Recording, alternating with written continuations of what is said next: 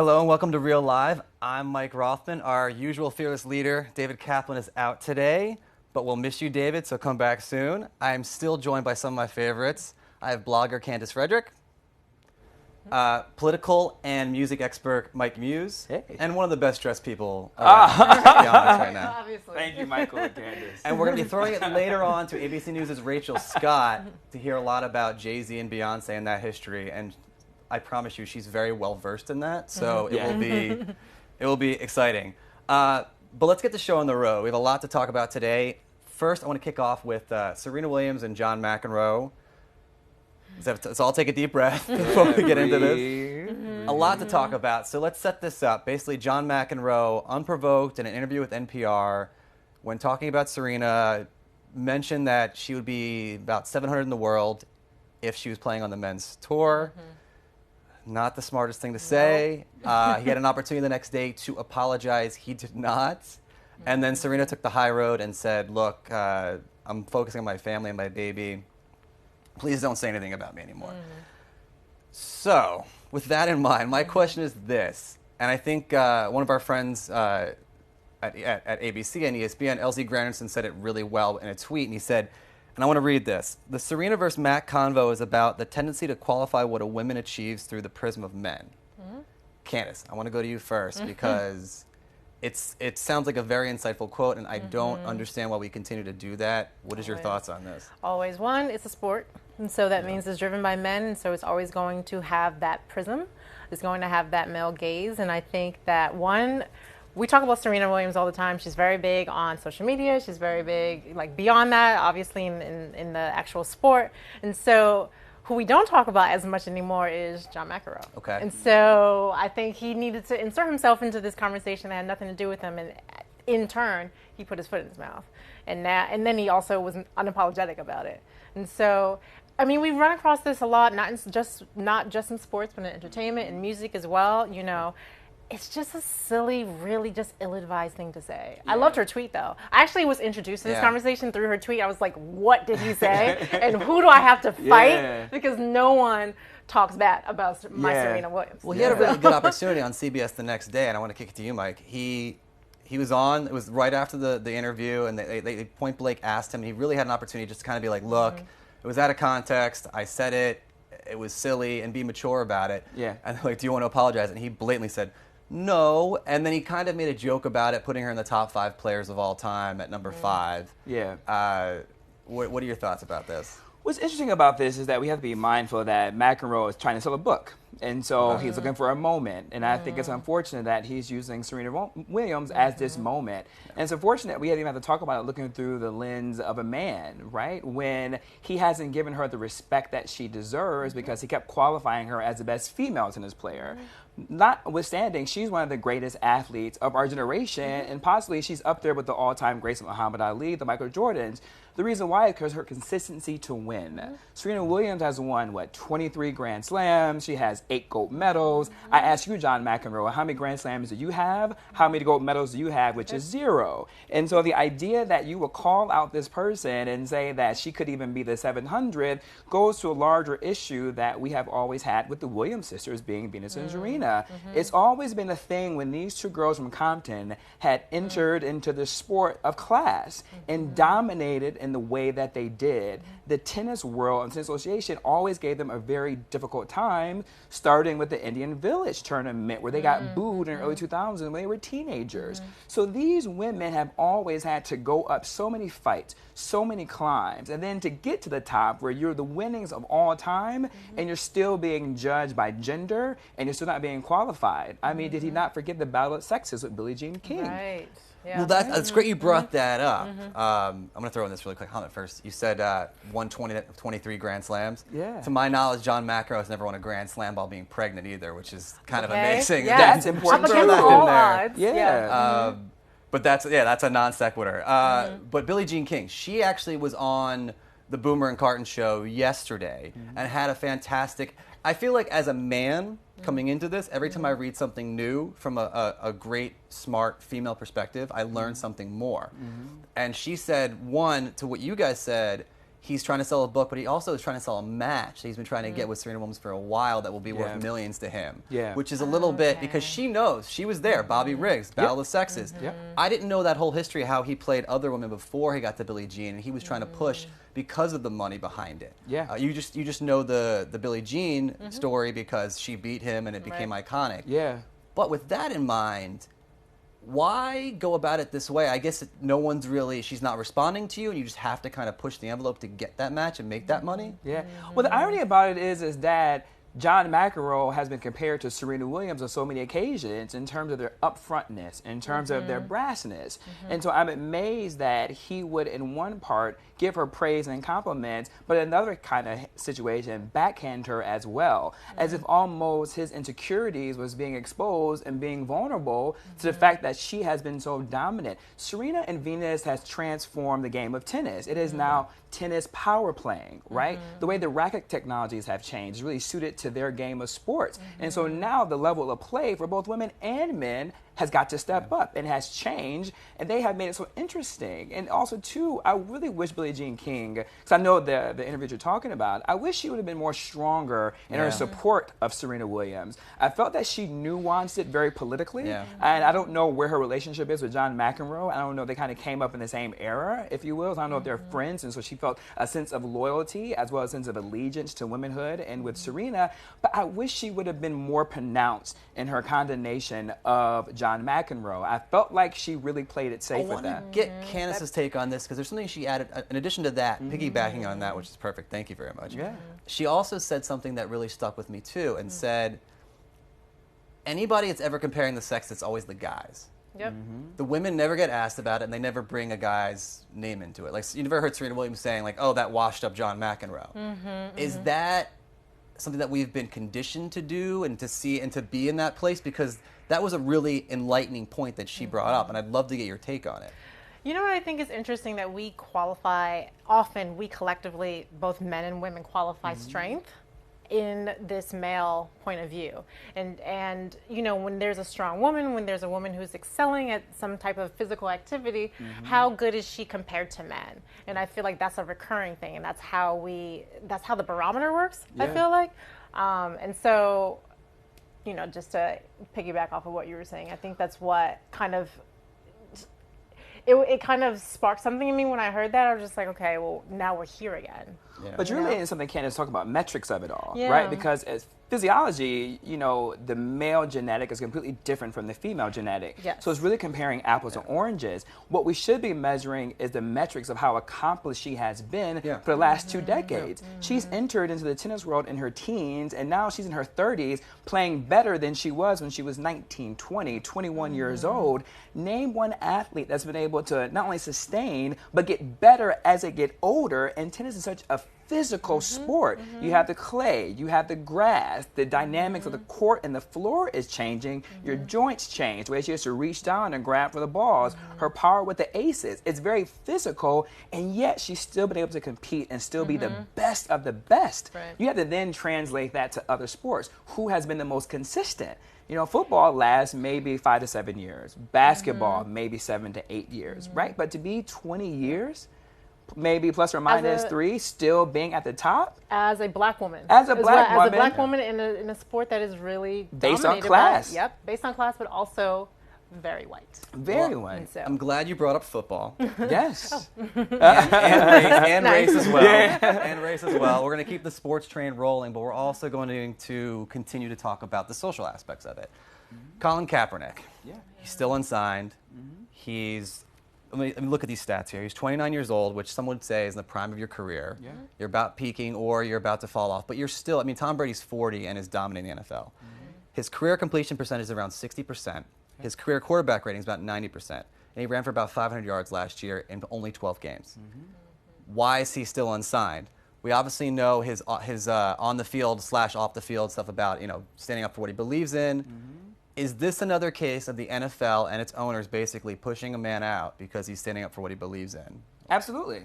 Like, unequivocally, yes. Yeah. And everything just prove it. I mean, the issue they were saying, the reason why he hasn't been selected yet in the free agency is because of metrics, which you talked about.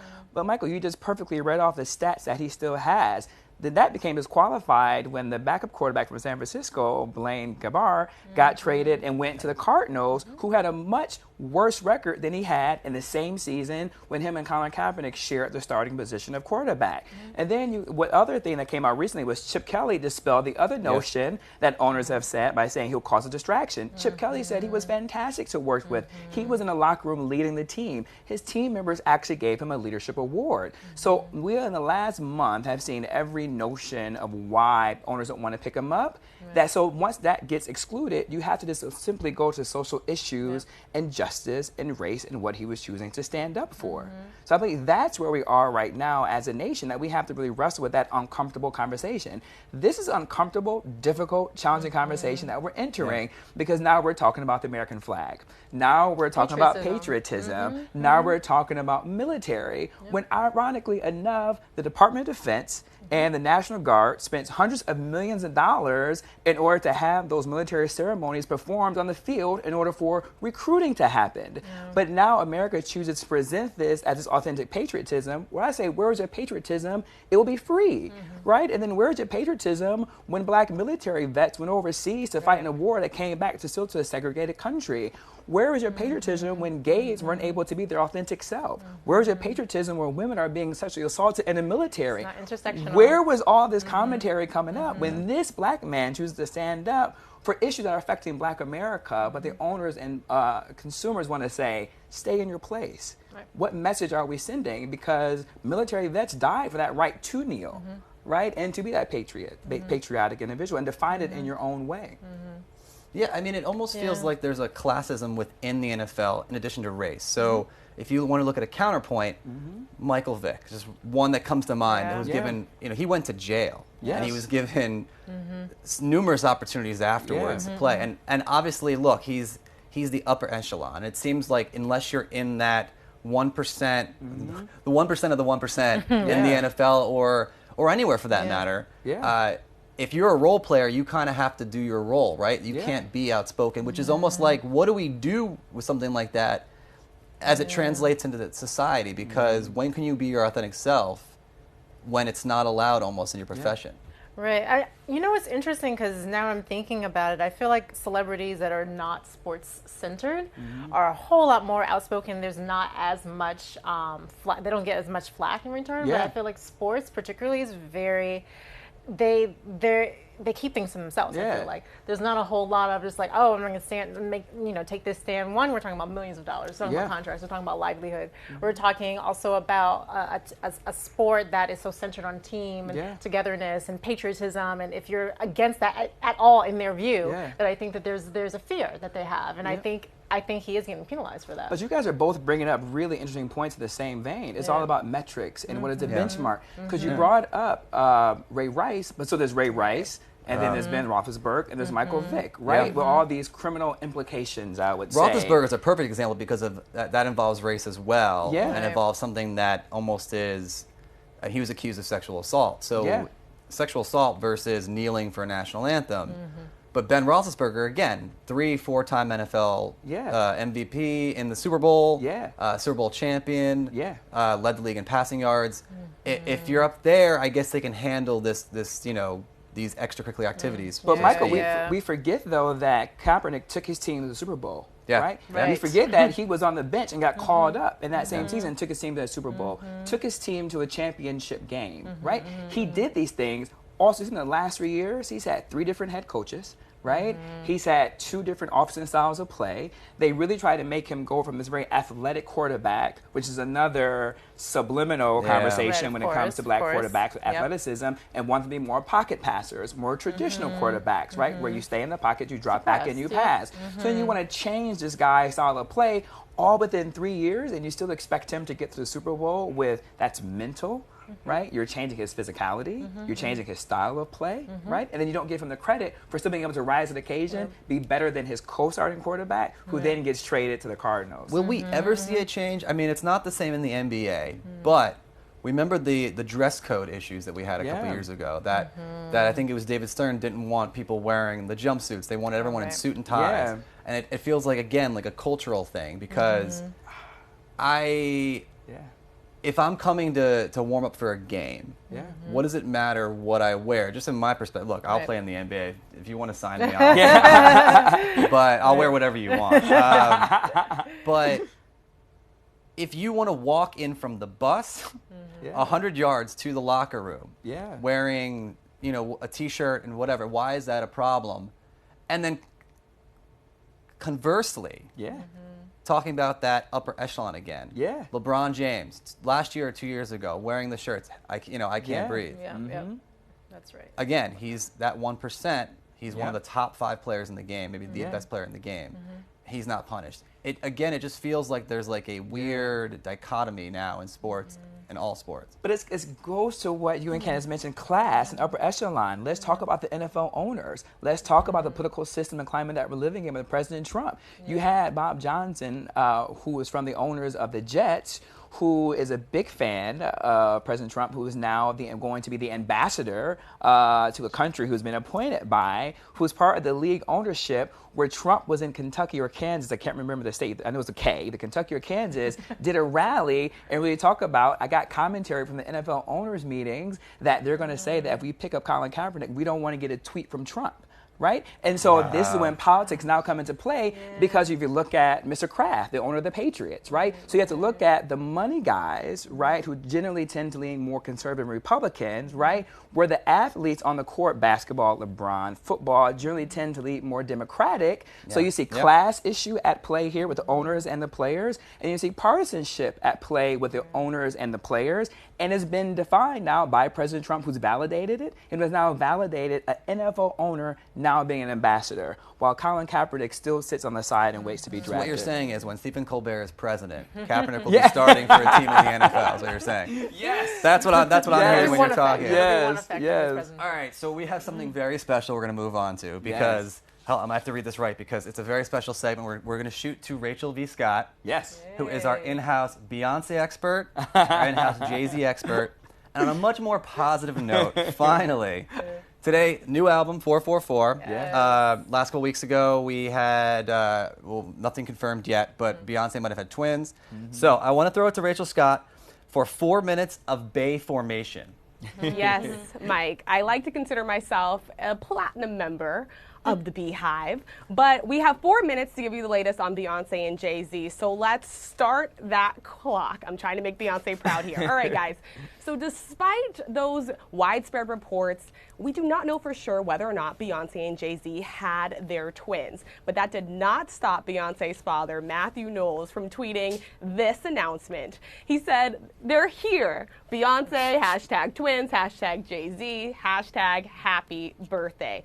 Of course, you can't just send out something like that, especially as Beyonce's dad. The Beehive started buzzing, Twitter started going crazy, and of course, big fans like me started refreshing our Instagram pages, waiting to see if she was going to post photos of the twins, which she hasn't yet. But I want to turn to some of the biggest social media reactions that we really liked here. So Riley Goodman said, I wondered why I had a migraine, but then I remembered that Beyonce had the twins, and everyone must donate energy to help them grow strong. All right, let's go ahead and go to the next one here. Michelle Wolf said, I can't believe Beyonce had her babies, and I'm not one of them.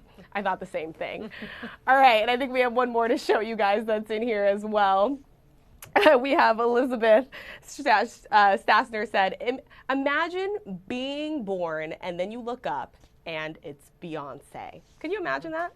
It's pretty crazy. All right, but we can't just focus on Queen Bee or just the twins here because Jay-Z may have 99 problems, but an album ain't one. That's right. The guy that brought us the Holy Grail, that taught us how to dust that dirt off our shoulders, dropped his 13th studio album today. The title of it, 444. So that left a lot of fans wondering, why 4? What is the significance? And maybe you're even wondering why we're doing 4 minutes trying to explain this.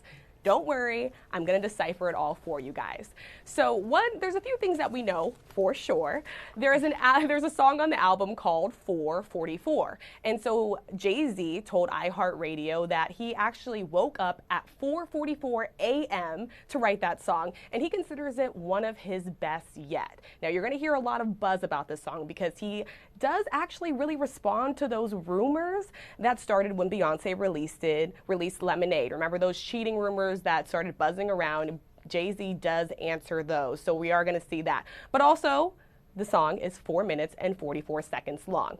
All right, so we're just getting started here. That's not the only reason why number 4 is important to the Carters, so let's continue to move on. Jay-Z's birthday, December 4th. Beyonce's birthday, September 4th. Even Queen Bee's mom, Miss Tina Lawson, well, she was born on January 4th. Beyonce's 4th studio album was named 4.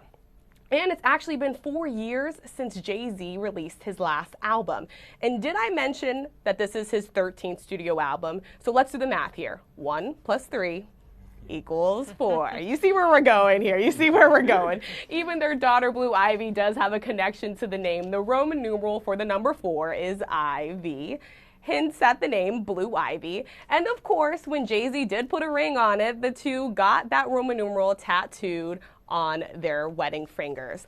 The couple tied the knot on April 4th, 2008. So yes, their anniversary every year is 4/4. We almost have less than 30 seconds, so I'm going to get to it. So that leads us to the significance of 44. Jay-Z recently tweeted this, calling President Obama the greatest rapper of all time. So no, you didn't miss an Obama mixtape, but Obama is the 44th president of the United States. He was born on August 4th, and he was elected on November 4th of 2008. So here we go, guys. That is basically it, all right? So just to recap for you guys, 1 new album, 2 newborns, 3 Carter children, and a whole lot of reasons why the number 4 is important. I did it, guys. I did it. Great 4 job, minutes. Rachel. I think I made Queen Bee proud. You did. You did not disappoint whatsoever. That was awesome. You did a great job. She's going to adopt you as her 4th child. I'm hoping so. I even have a bowl of lemons here, and there's 4 lemons inside. Obviously hinting at lemonade. But like I said, guys, That's I'm great. a platinum member of the Beehive, if there is such a thing. Yeah. Sure, there are levels. Is there a medal above platinum, by the way? Because that's what you Nah, are. I think that's it. Oh, that's Titanium, it. maybe? Maybe. I don't know. So we're going to close out the show with one of my favorites, Real Talk. So I want to kind of go around the horn and see what you saw this week that inspired you, a story that maybe could be, taking up the headlines, maybe not taking up the headlines. But I want to start with you, Mike. What is your final thoughts this week? Man, Rachel queued it up for me. Oh, no. It is his album 444. I have been up since 12 a.m. I went straight to Tidal, and I've had it on loop and replay for the last at least 4 hours, just deciphering everything. And I think the substance of this album is one of Jay-Z's best albums to date that he has made. I'm going to double down and say that this album is probably the most important culturally relevant album of our time. I'm going to go further and double down and say pay attention to a song called Family Feud for the best executed song. Vocal arrangement by Beyonce, production by No ID, engineering by Guru. That's going to be one that equation is one of the hip-hop's best songs. It's a great conversation on entrepreneurship, culture, class, political construct, and cultural construct. So, job well done, Mr. Carter. And well said Nice. by your, Yeah. raises the stakes. Ooh, it's a little hot in here. I can get that right now. Yeah, Get it's on amazing. Yeah. Candice. Baby Sorry, you have Driver. to follow that up. I know. No. I'm just like, well, it's not really super no. important. It's not politically conscious at all. On the flip side of that is a movie written and directed by Edgar Wright. It's a fun movie. It's a fun action movie. They're calling it an action musical. I also consider it the best film soundtrack that we have seen in a very, very long time. We have not, or heard in a very long time. We have not heard an actual, to me, have heard a real soundtrack in so long. True. And so this is actually playing against old school jams. There's Isaac Hayes. There's a bunch of really great tracks on here. And then you see it's lip syncs, if you will, by Ansel Elgort, who plays the title character in the movie, and it's also starring John Hamm. Who I heard is fantastic in it, by the way. He's very Sorry to interrupt. fantastic. Yeah. He's wild. He's really fantastic. Him, Jamie Foxx, John Bernthal, Kevin Spacey, and it's oddly romantic, funny, lots of action, car chases, has something for everyone. Totally recommend it. Wow, you guys are putting the pressure on me. Yeah. Michael, come with it. I do not get nervous, but I am a little bit nervous right now because I want to do this woman justice. So while we're on the topic of equality, 73 years ago, a scrappy group of women put on their baseball cleats and stepped in for the men during World War II while they were out. A League of Their Own celebrates its 25th anniversary tomorrow. Wow. But it's far more than a movie. It really should be celebrated as a cultural icon and a story. And if you're looking at a picture right now, I was lucky enough this week to speak to 80-year-old Janine Lesko, who was actually one of the actual players for one of those original teams. Now, she is 82 years young. She still plays, still promotes the game of baseball, still tries to inspire women. And more importantly, she says Penny Marshall and Hollywood got it right with this movie. 25 years ago, got it right. That's an amazing feat. The stories are right. The way the country embraced these women during that time is right.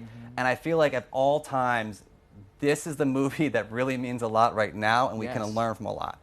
So basically, Janine, if you're out there watching, I just want to say thank you for everything you've done for men, women, and everyone to inspire us all. And please keep up the good work.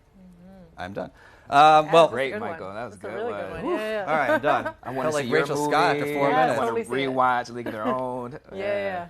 Okay, well, that's our show for this week. I want to thank everybody for joining. I want to thank Rachel Scott for her amazing 444. Beyonce she was great. marathon. It was fantastic. Nailed it. Mike, you were great as always. Candice, you were my great guy. as always. And you were great as always. Oh, thank you. David Kaplan, we miss you. We'll see miss you you, next David. time. Yes. But thank you guys for watching, and join us next time on Real Life.